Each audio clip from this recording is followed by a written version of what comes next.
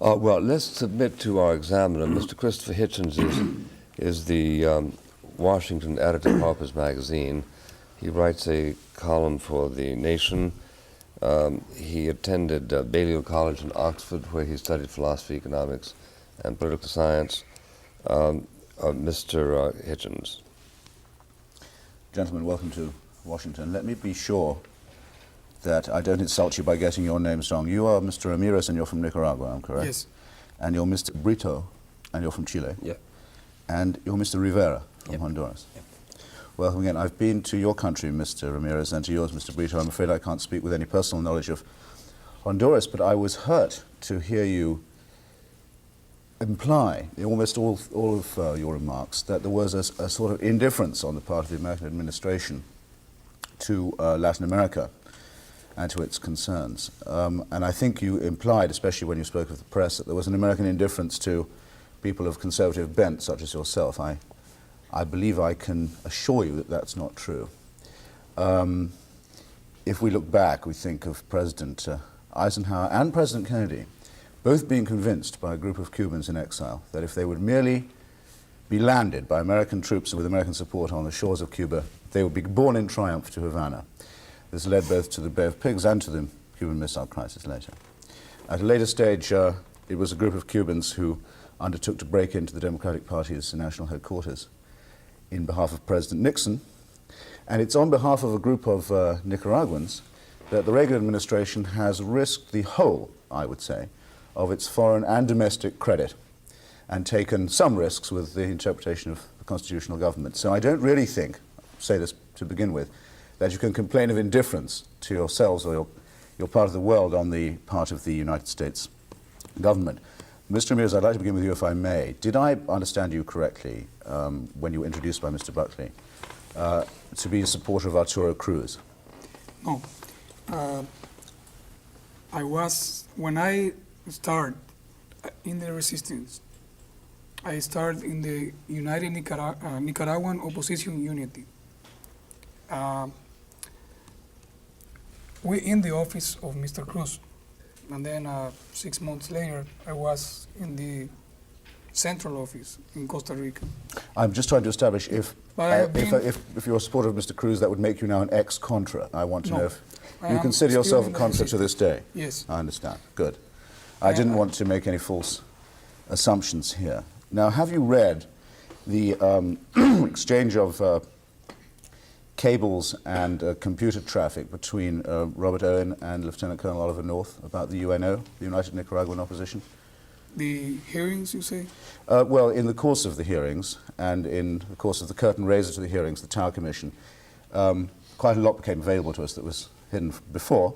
And I'm thinking in particular of the cable and computer traffic between Robert Owen, liaison of Oliver North to the Nicaraguan opposition, you know, and Lieutenant Colonel North. It takes the form of 12 documents reporting on the situation. Are you familiar with them? No. You're not.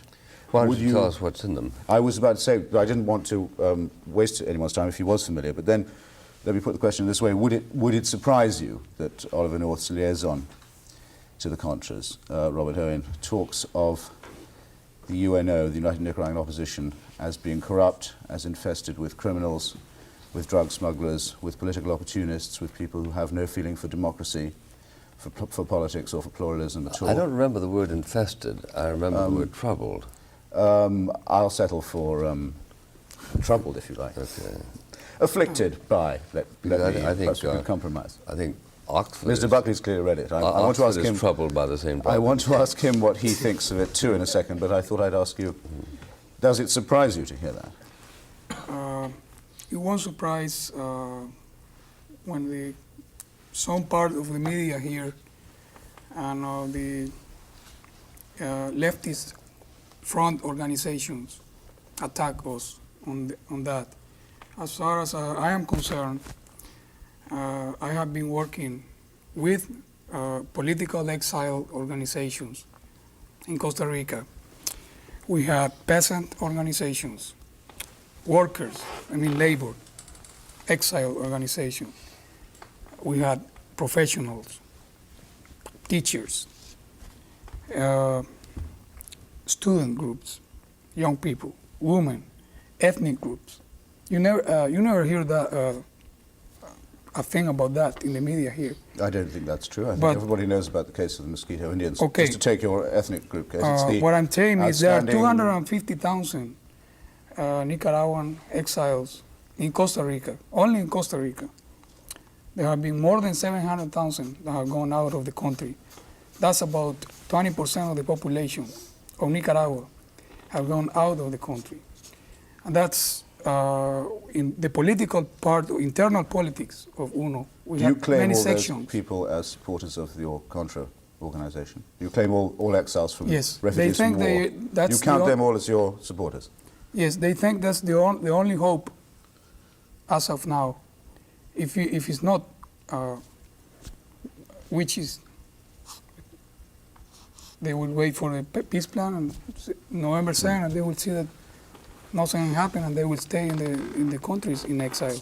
In the reservations that you had about the RS plan, and you, Senor Rivera, also from Honduras, about the peace plan, was I wrong in getting the idea that nothing will satisfy you but the removal of the FSLN Sandinista government from power in Managua?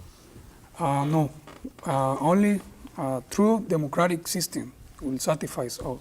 They could remain with their party if they want. That's not a problem. You have a communist party in the USA. That's not a problem. So what we want is them to dismantle the totalitarian system they have been trying to implement in these years. What is that? Dismantle the ration cards, which they use to control the population, dismantle the security system they have, or the many, we call it CDS, that's a Committee of Defense, barrio, in the slums.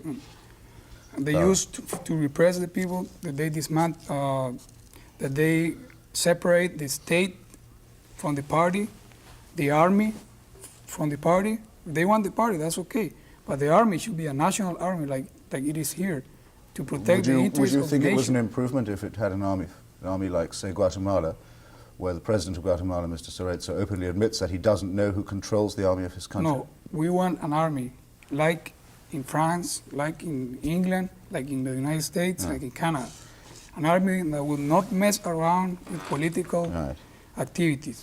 So And that Mr. will allow the Owen people- was being unfair, you think, then, when he said Who? Mr. Robert Owen was being unfair, then, the liaison with UNO and the man best acquainted with it, when he said to Lieutenant Colonel North, most of these people are just making a profit out of this war and waiting for us to fly them in and restore them as the government. You regard that as an unfair comment by your best friend in the administration? If he say that, it's unfair. You haven't read Because- that. I'm Now, surprised. May I say I'm surprised do you- I've do you read have it. the quote? I haven't. I have to admit there are things I haven't read also. You haven't read these amazing documents from the administration that started your movement. I have to admit I haven't read from your movement any statement at all of its proposals for the future government of Nicaragua. Let's just arrest this one moment. Any manifesto? Is this because you haven't written one? or Wait a just minute. There's a Yes. cloud. There's a cloud hanging here that I want to clear up. By all means. You are saying that there is a document written by the, as you characterize him, the best friend of the Contras in America, which says that most, quote unquote, of the Contra movement consists of people who are simply opportunists. It's the word most that I cavil at, because, as was said earlier, I think I'd have heard about it if somebody had used that word. You know, Mr. Buckley, I've been reading and following for a very long time. He's made in my watching of him only 3 canosas in his life. They don't come easily to him, but he makes them generously when the need arises. He made a canossa once about the dictatorship in Greece. He made another canossa once about South Africa. And he made one about Argentina once, where he said he thought he'd been wrong in thinking that the government of General Videla was somewhat better than it was and somewhat more humane. The government that was more or less misled brought us by the... Borges. And misled by the very seductive and enchanting figure of Jorge Luis Borges, who I remember saying to me that he hated Perón so much that even the junta was better. And no one of us here, I think, is an admirer of Perón. But I digress only to warn you that Mr. Buckley is still occasionally a soft touch for Latin American conservatives, and you should allow for it.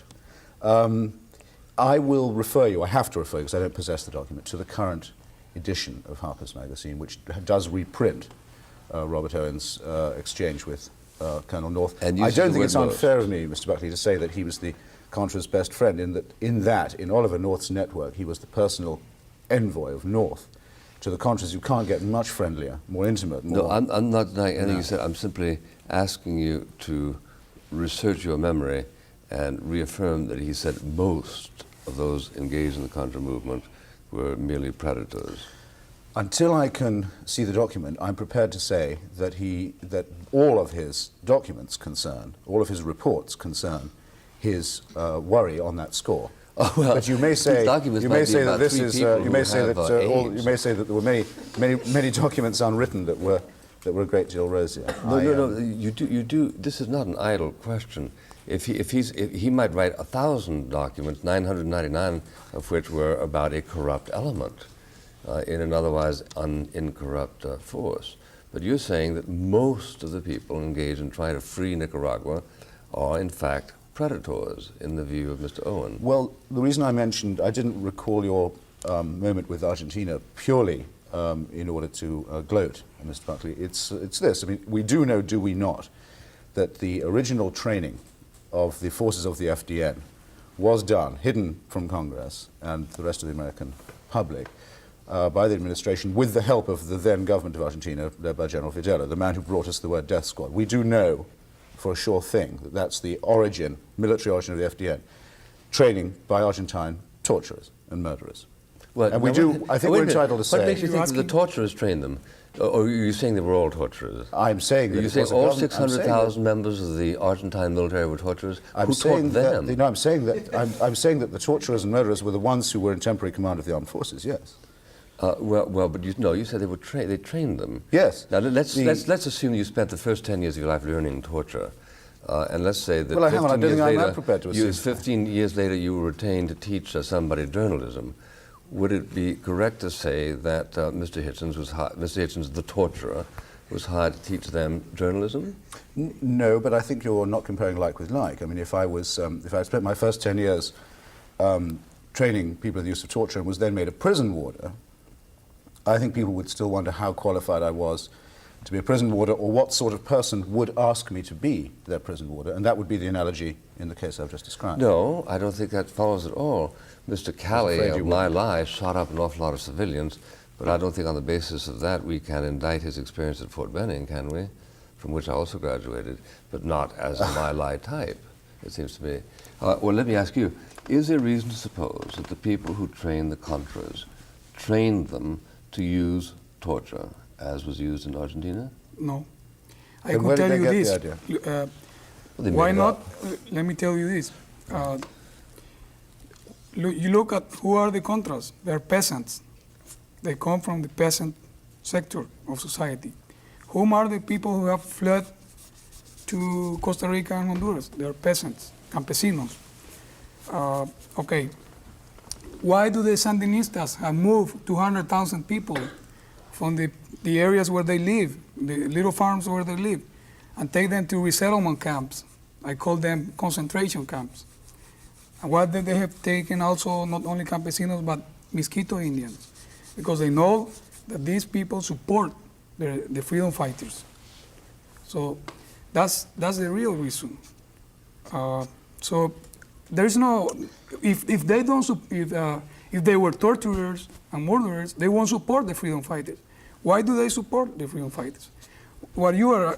So what proof do we have, Mr. Ramirez? You have the same problem all the press have. That you want to focus just in some particular areas and put all the attention on in that area. Well, all the attention of the United States government has been mobilized for the last 7 years behind your movement. So I don't really feel you can claim you've been hard done by.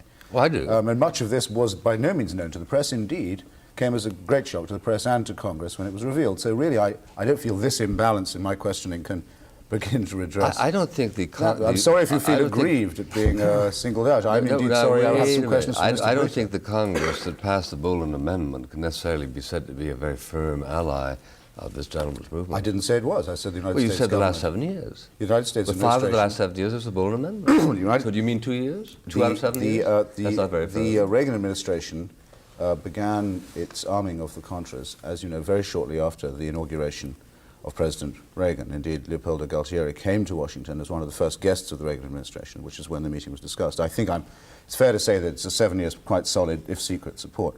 Now, It's secret, did I seem to because- say anything else? Well, you certainly did. You said the American government has been solidly in favor for 7 years. And I said, no, that's not true. The executive has. But all this fuss during the past 9 months has been whether or not in pursuing the friendship with the freedom movement there, they have been violating congressional will. No, I didn't say that either. I said they'd been simply I said concealing it that's from been them. the public question. They've been concealing it from them, and I'll happily accept the substitution of the word executive for government or Oh, okay. administration, Big difference. Yeah. which, if you'll... Shut up. No, if you'll allow me, actually, because I feel bad about this, to shift the scene a little to Chile, because I have a sense Sure. that otherwise we will perhaps have... Yeah, we've had enough of the torturers. Now, if you do that, I'll go straight back to... May I ask you something? You see, because, well, before we quit it, we do have to say something. I do think you're avoiding my question when I say that the fact is, and Owen suspected it, and through terrific flack I've tried to establish this point, that really what the only way the Nicaraguan government is going to be overthrown is if the United States government does it itself. And that this Contra process is merely a softening up for that, an erosion of the Nicaraguan economy and society, spreading of dislike for the government, and so forth. That's really the question I want you to say yes or no to. I don't think you are in the right. I think that in '83 and '84, the insurgency was picking up.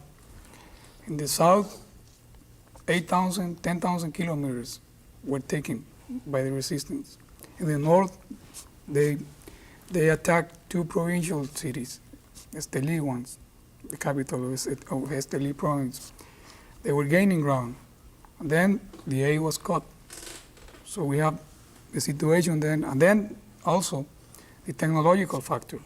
The Russians were pumping millions of dollars in arms to the Sandinistas army. You have there more than 600, 700, $800 million a year in arms. Talking about 20,000, and this year 30,000 tons of arms. So I think the Nicaraguan people will, if the support, if it's real, substantial, and with technological, with weapons that will be as good or better than the ones they use, I think it's very possible to overthrow that government. That's what I think. Now, Mr. Rivera, you had a question Yeah, before you get back to the... Here the media says many things about the Contras. They violate human rights, the money they wasted in other things. I don't know if that's true or not. He knows. But my question to you is this one. Do you prefer the Contras fighting against the communism, or do you prefer the Marines fighting against communism, or do you prefer a Central American being communist? I think the latter, don't you? I think that I can see a trick question when I'm asked one. And you're asking me to assume, with you and Senor Ramirez here, the Contra, that the Sandinista revolution is not a legitimate revolution and shouldn't be accepted as a fact, as the President says we should, for example, accept the Iranian revolution or the Chinese. To that question, my answer would be yes.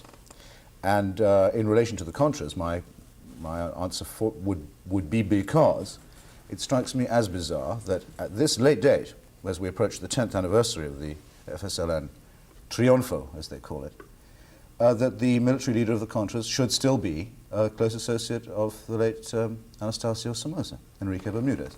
That after all this time and all this money and all this talk of democratization and so on, that it's still Enrique Bermudez calling the shots and his soldiers in the field behaving in ways that remind all observers of their behavior of the Somoza dictatorship. This seems to me it's quite a high price for the United States to be paying. What's your comment on that, Mr. Vera? How many years have the FMLN in Salvador been fighting against the government, against Duarte? More than 10 years. Certainly more than 10 years, yes. I grant you that. Yeah. I will answer. Most of the resistance forces are composed of people younger than each one of us, so they could have never been guards. Most of the forces are 20 years old, 22, 18 years old. In the leadership positions of the FDN, you say FDN, you have about 70 officials, and only about 15 were Sandinistas before, and about 12 were National Guards. Both of them have the right to fight for freedom.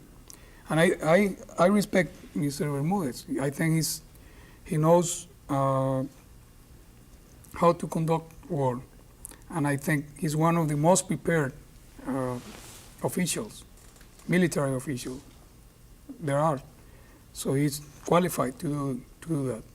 So you're unimpressed by the defection of Eden Pastora from the Contra movement, by the defection of Arturo Cruz from the Contra movement, and all the others who protested that it's basically a CIA front composed of the least desirable members of the former regime, and thus undeserving of the support of the United States. They have their own reasons. Those being the reasons. I think that's right. Dr. Cruz never said he would stop fighting for freedom. He said step down from his position, but he never said he will says give up. he now takes no position Nor in favor of Pastora country. neither. You He have said he just, will use other means. If you have didn't just, succeed in that. And Mr. You have 3 minutes if you wanted to ask Mr. Brito a question. Senor Brito and Senor Rivera, I do apologize, but I think you'll understand that Nicaragua is for us at the moment problem. so much the salient question. Senor Brito, I very much enjoyed my visit to your country, which was under the current You're welcome. regime, and I wanted to ask you what you meant by the attempt by Salvador Allende to seize power in Chile, which seemed, unless I misunderstood you, to in some sense validate the coup, if not the subsequent dictatorship.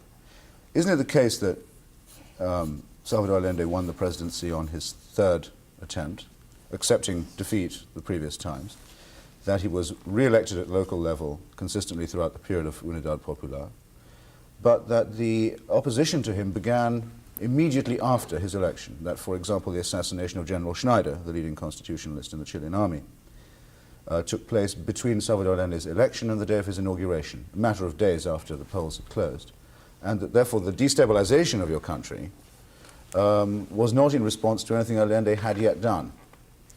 Was my question too long and tedious? Yes. Well, As you go on in life, learn this. If you learn nothing else, don't ask rhetorical questions. well,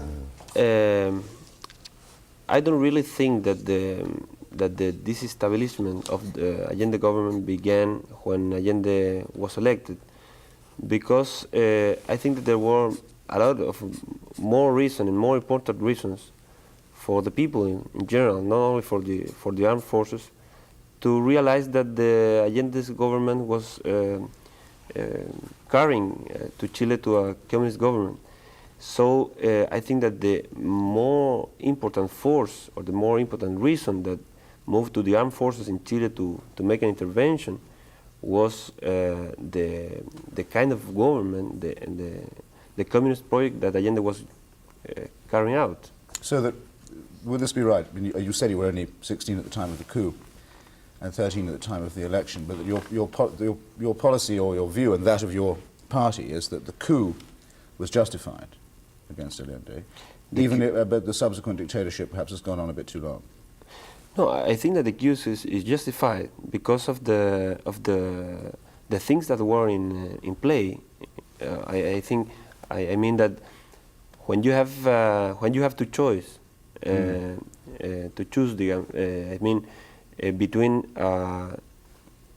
leftist dictatorship or a military government, authoritarian government, for us is not a dictatorship government. So you have to choose, and there's a lot of reasons to give more power for making intervention than continue making an apparental democracy behavior, and to do not make nothing toward democracy or toward liberty or freedom. Thank you very much, Mr. Brito of Chile, and thank you, Mr. Ramirez of Nicaragua, and thank you, Mr. Rivera of Honduras, Mr. Christopher Hitchens, ladies and gentlemen.